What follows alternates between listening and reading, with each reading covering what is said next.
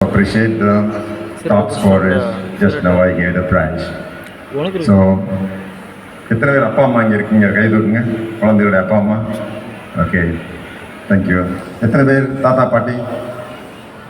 Okay, உங்கள் எல்லாருக்கும் எனது பாராட்டுக்கள்.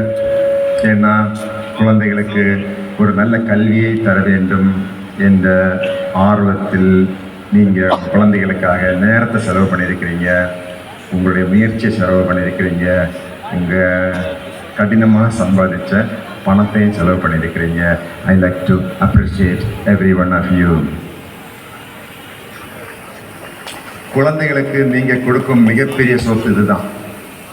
எங்கள் அப்பா 10th ஃபெயில், எங்கள் அம்மா 7th ஸ்டாண்டர்ட். பட் நான் இன்றைக்கி உங்கள் முன்னாடி வந்து நிற்கிறேன் அப்படின்னா எங்கள் அம்மாவும் அப்பாவும் எனக்கு பெரிய பங்களாவையோ டீ எஸ்டேட்டையோ தொழிற்சாலையோ ஒன்றும் கொடுக்கல. ஆனால் கல்வி என்ற மிகப்பெரிய சொத்தை எனக்கு எழுதி வச்சுட்டாங்க. வில் எழுதி வச்சாங்க, வில்.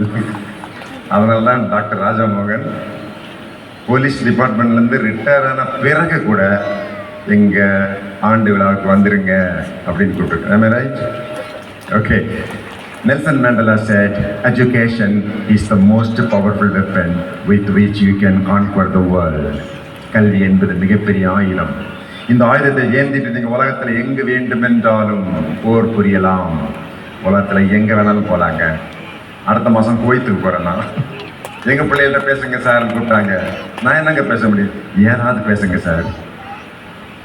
ஜூலை மாதம் அமெரிக்காவுக்கு வாங்க, New York city, Washington, Memphis, Reno, இங்கெல்லாம் வந்து எங்கள் இந்திய மக்கள்கிட்ட பேசுங்க. என்ன பேசணும்? எதுனாலும் பேசுங்க சார். கல்வி என்பது மிகப்பெரிய ஆயுதம். மலாலா யூசுஃபலி ஒரு சின்ன பொண்ணு கல்வி கற்கிறத முயற்சி பண்ணுறாங்க. தீவிரவாதிகள் படிக்காதேன்னு சொல்கிறாங்க, நான் படிப்பேன்னு சொல்கிறா. துப்பாக்கியால் சுடுறாங்க. அந்த பொண்ணுக்கு கண்ணில் குண்டு போச்சுது. அந்த பொண்ணு பிற்காலத்தில் நோபல் பரிசு கொடுத்தாங்க. பாகிஸ்தானை சேர்ந்த பெண்மணி. அந்த பொண்ணு சொல்லுது, one girl, one book, one pen, one teacher can change the world. ஒரு மாணவி, ஒரு ஆசிரியர், ஒரு நோட்டு புத்தகம், ஒரு பேனா இந்த உலகத்தை